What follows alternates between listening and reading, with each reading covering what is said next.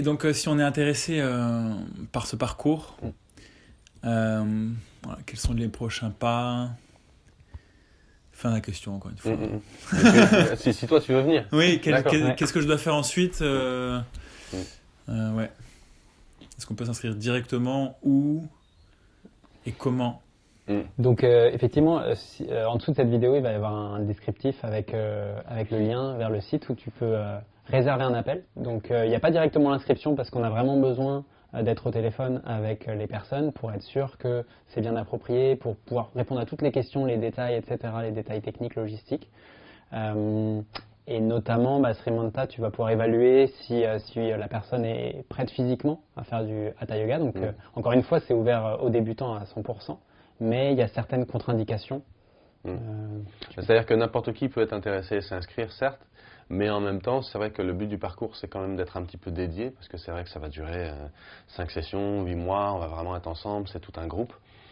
En fait, quand on va aborder le Hatha Yoga, comme il le disait, on peut aborder en tant que débutant, c'est aussi le but, mais il y a des choses qu'il est quand même important de prendre en prérequis, comme le fait que c'est pas forcément un programme qui est pour les femmes qui sont enceintes. Non, on ne va pas pratiquer le yoga dans ce cas-là. Ce n'est pas un programme qui sera pour les moins de 14 ans. C'est important, par exemple, si quelqu'un s'est blessé, je me suis cassé, je ne sais pas, la jambe ou quoi que ce soit, d'attendre 6 mois avant de pouvoir reprendre les pratiques. Donc le but, c'est de pouvoir s'assurer aussi que les conditions sont là de façon à pouvoir aborder. Ce n'est pas des choses trop énormes. On n'est pas en train de dire est-ce que ta maman a un travail dans la biodiversité ou pas. Non, on n'en a rien à faire. Mais il faut que toi, physiquement, on puisse s'assurer que les conditions, on puisse s'assurer que les conditions soient bonnes, tout simplement. Tu vois. Ouais. Et pour rebondir sur ce que tu disais, en fait, la première année, il n'y aura que 15 personnes qui vont pouvoir faire le programme. Donc c'est vrai qu'on va pas hésiter à sélectionner les personnes qui ont vraiment la motivation de vivre cette expérience, tu vois, d'être vraiment dédiées, de s'engager. Ça demande dédié d'une certaine façon. Voilà, dédié, exactement. Et donc ça ne veut pas forcément dire, encore une fois, un débutant peut être tout à fait dédié, c'est pas une question de niveau, mais c'est plus une question d'enthousiasme justement à se transformer, à découvrir en profondeur ce que c'est que le Hatha Yoga. Et là vraiment c'est une expérience immersive, collective et en profondeur, c'est vraiment ça le programme. Et du coup, voilà, plus les personnes vont être dédiées, plus en fait ça va être positif pour tout le groupe et pour nous aussi en fait en tant que facilitateur et enseignant. Le but de toute façon, c'est qu'il y en ait de tous horizons, qu'il y a un mix de background, mais que le point commun, je dirais, c'est cette envie d'évoluer intérieurement et avec les autres. On peut rejoindre le parcours quand on veut ou il y a une date de commencement? Il y a une date de commencement. Il y a une date de commencement, donc c'est fin août. Et là, pareil, tout est précisé après dans le site web. Mais fin août, donc c'est bientôt. Dans l'idéal, fin août. Dans l'idéal, fin août. Et effectivement, on s'engage sur les 5 modules, en fait, quand on commence le parcours. Donc c'est pas juste, on peut pas juste faire un week-end, parce que finalement, si c'est pour juste faire un week-end, là, vous pouvez aller sur le site de Srimanta. Un stage, dans ces cas-là, ou juste apprendre une pratique. Voilà. Là, c'est différent. Là, vraiment, on a une expérience immersive plus complète, plus globale. Et c'est ça, est-ce que vous proposez des choses plus courtes si jamais je sens que dans 6 mois je pars en Australie Ouais.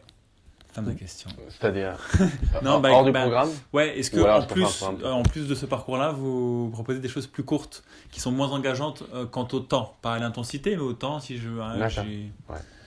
Donc oui, tes stages. D'accord, tes stages. En fait, au-delà de ça, là le but c'est vraiment un parcours, c'est vraiment toute une enfilade de choses.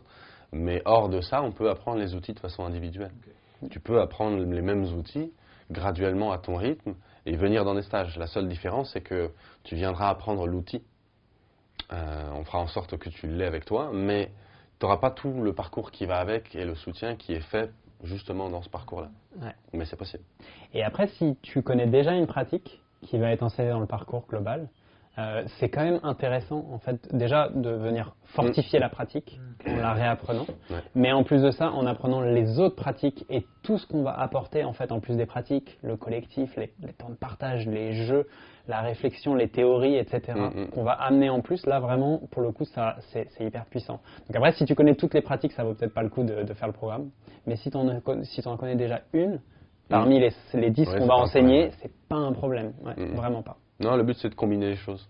C'est vraiment de combiner les choses. Donc si toi-même tu connais déjà un petit aspect, que tu aies ton chemin intérieur personnel ou pas, ou que tu sois débutant ou non, il n'y a pas de souci par rapport à ça, au contraire. Pourquoi il y a différents types de yoga et vous, qu'est-ce que votre pratique a de différente et de spécifique par rapport aux autres? Ouais, bonne question. Ouais, moi je te laisse répondre. Quoi. En fait, la totalité du programme, elle va permettre d'apprendre plusieurs outils pour une compréhension graduelle du système. C'est-à-dire que si on commençait tout de suite par dire on n'a pas beaucoup de pratiques, mais on s'est rendu compte que la plus puissante c'est celle-là, si je te donne ça, en fait ton système n'est pas prêt.